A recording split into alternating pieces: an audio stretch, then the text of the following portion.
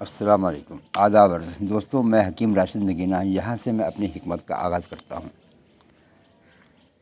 میرے نوجوان بھائیوں، سب سے پہلے میں جوانی اور اس کی حفاظت کے بارے میں کچھ باتیں پیش کر رہا ہوں۔ آپ اس ویڈیو کو پورا سنیں اور سن کر فیض یاب ہوں اور ہمیشہ جوانی کی زندگی گزاریں، اور ہمارے اس چینل کو لائک اور سبسکرائب بھی کریں اور زیادہ سے زیادہ شیئر کریں۔ تو سنیے جوانی اور اس کی حفاظت کے بارے میں یہ مشورہ۔ جوانی دیوانی مشہور ہے، مشہور جوانی ہی مرد کا خاص جوہر ہے۔ اسی جوانی ہی کی برکت سے انسان اپنے دماغ کی نشو و نما سے فائدہ اٹھا کر سینے پر جا پہنچا ہے۔ تاریخ شاہد ہے کہ آج تک نہ کوئی بچہ دماغی عروج پا کر بام ترقی پر پہنچ سکا ہے، اور نہ ہی کسی 90-100 سالہ کو یہ دن دیکھنا نصیب ہوا، بلکہ دنیا کے جس قدر مدبر فلسفہ دان، سائنس کے ماہر گزرے ہیں، سب اسی جوانی کی عمر میں ہی گزرے ہیں، جس کی وجہ صرف یہ ہے کہ جملہ قوائے انسانی اسی حصے میں عمر پوری طاقت پر ہوتے ہیں، جس وجہ سے ہر عضو انسانی ہر قسم کا کام کرنے کے لیے جس کا حکم اس کا دماغ دے فوراً کرنے کے لیے تیار ہو جاتا ہے۔ انسان میں ایک قوت ہو جاتی ہے جس کی وجہ سے وہ دنیا کی ہر شے کو، حتیٰ کہ مغرور سے مغرور حسین کو بھی اپنے ہمراہ آنکھوں کے ذریعے اپنی طرف کھینچ لیتا ہے۔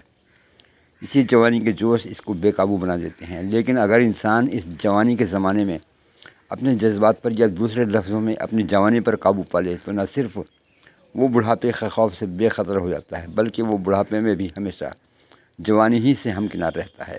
اگر جوش جوانی ہی دیوانہ بنا کر بے قابو کر دے تو انسان تمام عمر سکھ کی نیند حاصل نہیں کر سکتا، بلکہ ہمیشہ ہمیشہ ہی کے لیے جوانی ہی میں بوڑھا ہو کر کفِ افسوس مل کر گئی ایام گزشتہ یاد کر کے خون کے آنسو روتا رہتا ہے، کیونکہ ایام جوانی میں آزائے تناسل پورے جوش میں ہوتا ہے۔ اس لیے اگر انسان ان دنوں کو شرافت یا دیگر کسی مصروفیت میں گزار دے اور اپنے دل کو پاک و صاف رکھے، گندی کتابوں کے پڑھنے اور گندی تصویروں کے دیکھنے سے دور رہے، تو یقین کامل ہے کہ یہ دن نہایت آرام اور عیش سے گزریں گے، اور اس کی ازدواجی زندگی نہایت آرام، پرلطف و پرسکون ہوگی۔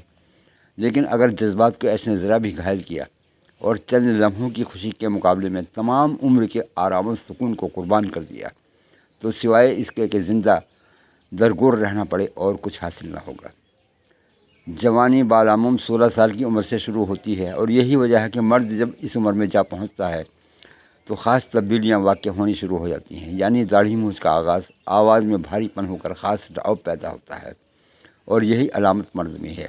یہ مردمی کیسی ہوتی ہے، اس کی نسبت طبی کتب کے مطالعے سے معلوم ہوتا ہے کہ ہماری خوراک کا جو حصہ جزو بدن ہو کر خون بنتا ہے، جس سے کھال پٹھے ہڈی وغیرہ بن کر تمام اعضائے جسم پرورش پاتے ہیں، اور اس عمر میں پہنچ کر اسی خون سے ایک خاص جوہر مردمی پیدا ہوتا ہے، جس کو الگ الگ زبانوں میں مادہ تولید، نطفہ، منی، ویرج وغیرہ مختلف ناموں سے نامزد کیا گیا ہے۔ اور یہ جوہر بدن کے اندر کچھ تھیلیاں ہوتی ہیں، ان تھیلیوں میں جمع ہونا شروع ہوتا ہے، اور تھیلیوں کے پر ہو جانے پر جوہر پھر خون میں ہی ملنا شروع ہو جاتا ہے، چونکہ یہ جوہر خون ہی سے بنتا ہے۔ اور جب نطفہ یعنی کہ منی تیار ہو کر دوبارہ خون میں ملتی ہے تو ایک غیر معمولی جوش پیدا کر دیتی ہے، جس وجہ سے خاص امنگوں کو مچلنا اور ولولوں کا سمندر ٹھانٹے مارنا شروع کر دیتا ہے۔ اسی غیر معمولی جوش کی وجہ سے مونچھ اور داڑھی کا آغاز ہوتا ہے۔ جن مردوں کے منہ پر مونچھ اور داڑھی نہیں ہوتی، ان میں یہ جوہر کم ہوتا ہے۔ عورتوں میں اسی جوہر کے نہ ہونے کی وجہ سے وہ داڑھی مونچھ سے بے نیاز رہتی ہیں۔ قصہ مختصر یہ ہے کہ مادہ تولید یعنی کہ ویرج ہی جوانی کا دوسرا نام ہے۔ چنانچہ اس لیے اس جوہر کی حفاظت کرنا ہی جوانی کی محافظت کرنا ہے۔ اب ہم کو یہ سوچنا ضروری ہے کہ جوانی کو بڑھاپے میں تبدیل کرنے والے یا جوانوں کو بوڑھا بنانے والے کیا اسباب ہیں، تاکہ ان پر قابو پا لیا جائے تو انسان ہمیشہ ہمیشہ جوان رہ سکتا ہے۔ چنانچہ غور کرنے پر اتباع حکیموں کی متفقہ رائے ہے کہ جلک، اغلام اور کثرت جمع ہی ایسے اسباب ہیں جو انسان کو بہت جلد جوانی جیسی نعمت سے اور بے بہا خاص لذت سے محروم کر کے بوڑھا بنا دیتے ہیں۔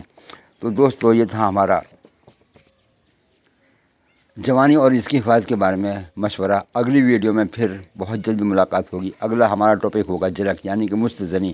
تب تک کے لیے اپنے اس خاکسار حکیم راشد نگینہ کو اجازت دیجیے۔ شب بخیر، خدا حافظ۔